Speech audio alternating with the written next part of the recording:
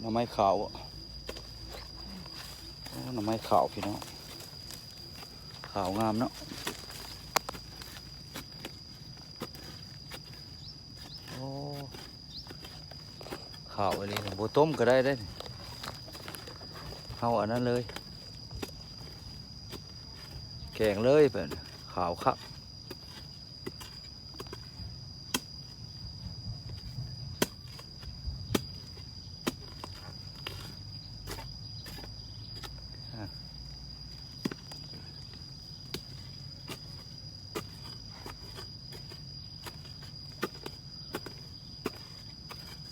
หน่อไม้ต้มไว้กินง่าย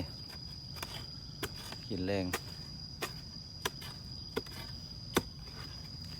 อย่าซับแก่เลยนะมันอันนั้นตัดอ่อนห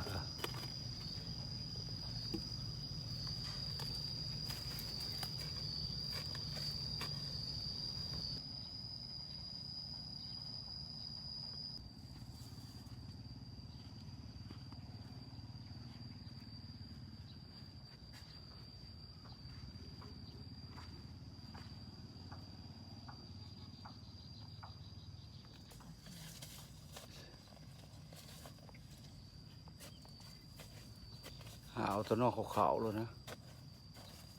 นอกขาวๆเอานะผ่านต้ม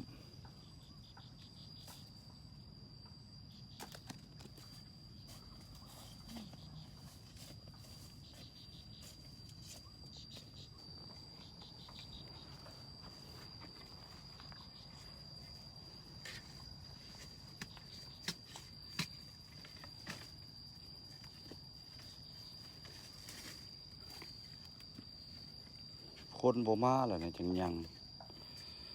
ถ้าเขาก็เรียบเลาะอยู่แล้วบ่เห็นเรื่องมากเลย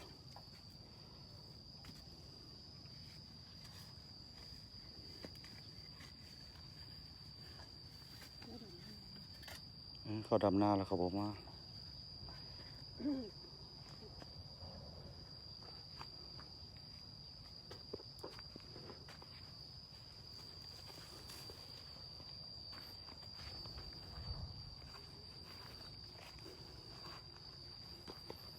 หน่อไม้ไผ่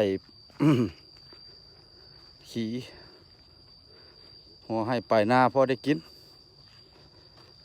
ขึ้นมาแต่หน้าแล้วก็หาเอาพอได้ต้มได้แกงกินอยู่พี่น้องก่อนนี้ได้มัดเอาเติร์ดแล้วบ่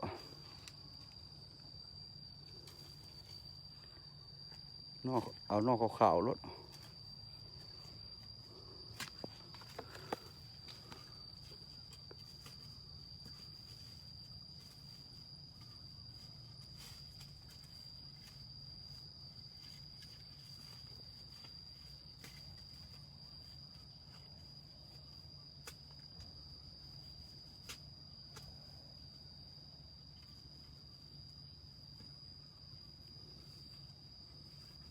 เขาบ่ได้หามันก็ออก2-3 มื้อมันก็ออกแล้ว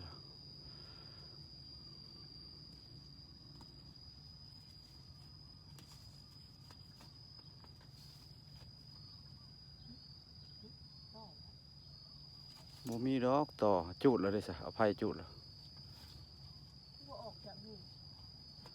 จากแล้วจะมันเฮ็ดใหม่ไปจักหางต่อมักอยู่ได้ต้นมะนี่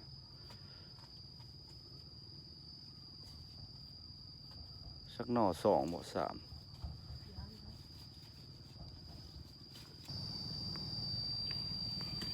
หอมเฮ็ดปวกบ่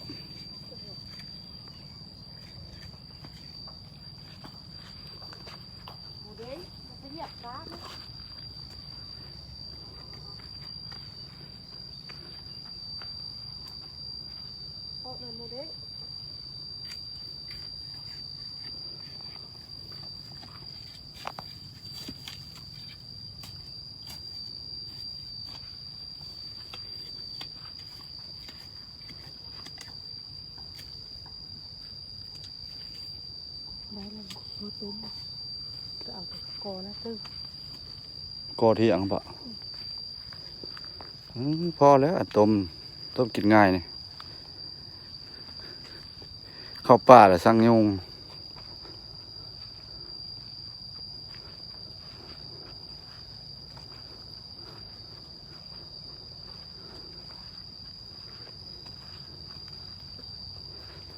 ยุงหลายโพด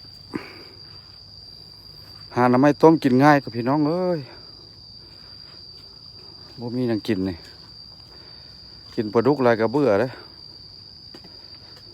กินหน่อไม้ใครนี่นอกนี้ได้บอกว่า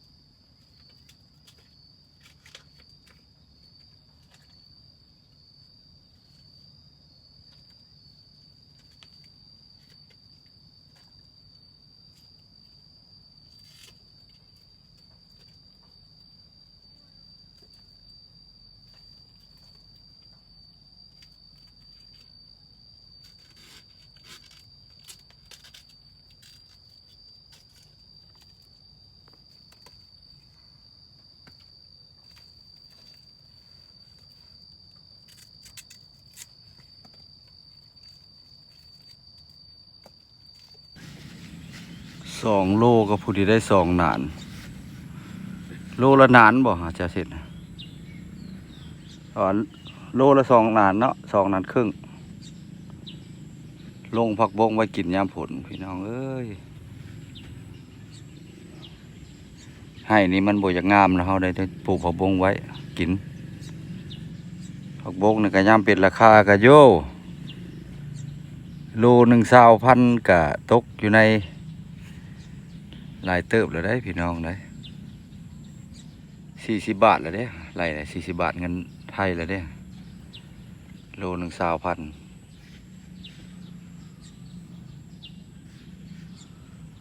กิฟอันนั้นบ่ได้ไปทั้งใดบ่ได้ไปได้มาทั้งใดแล้ว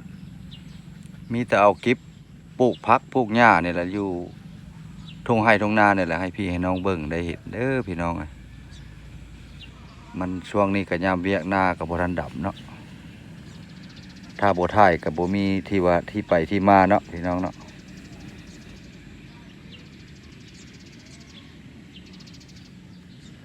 คนมาแต่แซ่น่ะหลายแท้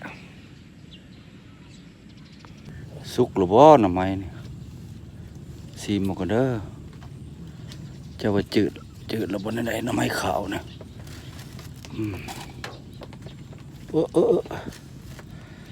ฮ้อนแท้นะซีมกันพี่น้อง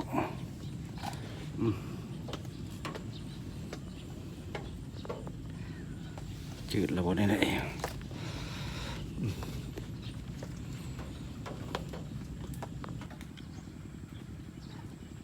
ปลูกผักบงได้2 นานพี่น้องมานามื้อนี้ถือว่าได้เวียกหนึ่งก็กินต้มหน่อไม้เนาะก็ต้มไว้มื้ออื่นสิได้กินต้มไว้ซื่อๆเนาะคลิปนี้ก็สิได้ไปก่อนเด้อพี่น้องเนาะคลิปหน้าคลิปในสิได้ถ่ายให้เบิ่งใหม่เฮ็ดแนวใหม่เนาะเบิ่งหน้าก็บ่ทันดำไปก่อนพี่น้องถ่ายแล้วถ่ายอีกเนาะ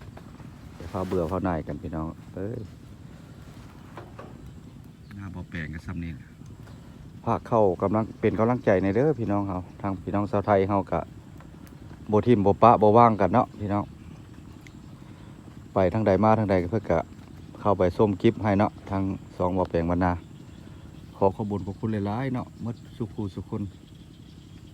ไปก้อนพี่น้องคลิปนี้ก็ได้วิดีโอนี้ก็ได้